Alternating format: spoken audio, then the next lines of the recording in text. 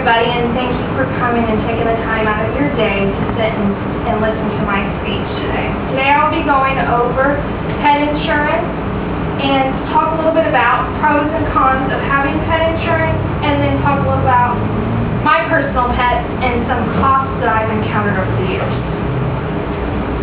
First, I'll start with talking about my pet and some of the costs that I've encountered. Does anybody in the audience have pets? Good.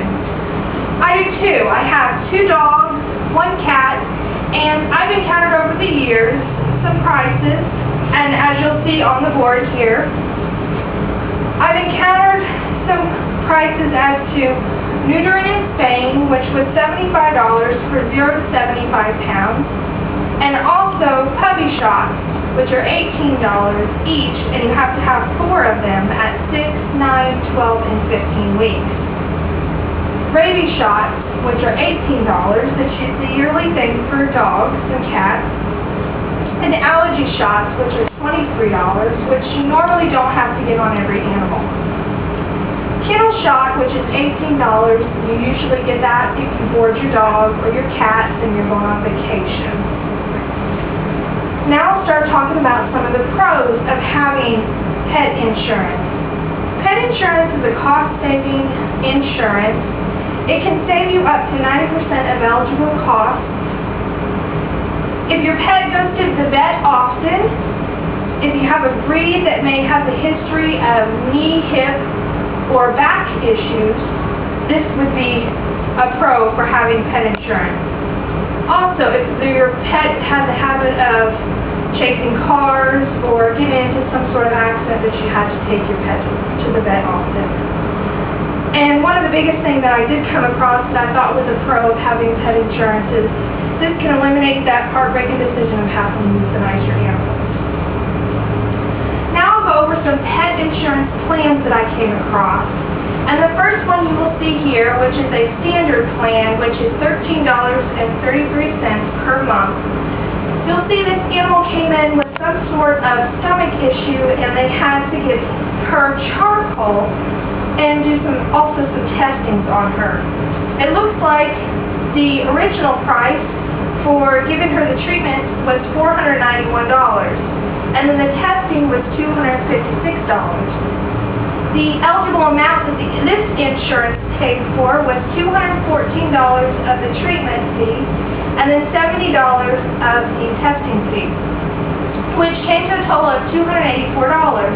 After paying your deductible of $50, they reimbursed you $211. So, I mean, this is a good plan. You don't get very much money back, but it's better than having to literally go in and pay the full price. The second one I came across, which is a little bit better, and it's the Superior plan, which is $22.50 per month. And this animal came in with an ACL fracture and had to have surgery. Looks like the treatment fee for the surgery was $1,226, the anesthesia fee was $128, and the testing was $98. After, with insurance, eligible amount paid $1,207, and then paid $125 for the anesthesia, and the testing paid $98, which came to a total of $1,430. After subtracting your $50 deductible, you were reimbursed $1,242. So the subtotal you originally would have had to pay if you had no insurance would have been $1,452. So you got a pretty big chunk back. It looks like you may have only had to pay maybe $200, maybe $300 out of your pocket. So looking at this insurance plan, it probably would have been more beneficial. Now I'm going to go over some cons as to having pet insurance. If your pet doesn't go to the vet very often, like say for instance just for yearly shots are not that expensive. They're more easier just to save up for and just pay completely out of your pocket. Another con that is a little pain is the new monthly bill that you're now going to have, which, you know, with the economy and everything right now, it's kind of hard to add a new bill onto your regular bill. And then the third one that I came across that I thought was probably the biggest one that I thought that probably wouldn't be very good was the big out-of-pocket expenses you had to originally pay for. Because the way this insurance works is you have to literally pay up front the full amount of price, send in your claim form, and then they would then send you the reimbursement. So say, for instance, you had to turn in $1,452, you would have to pay that completely out of your pocket, and then they would send you back the $1,242. In conclusion to this speech, it looks like we're near the end of this speech.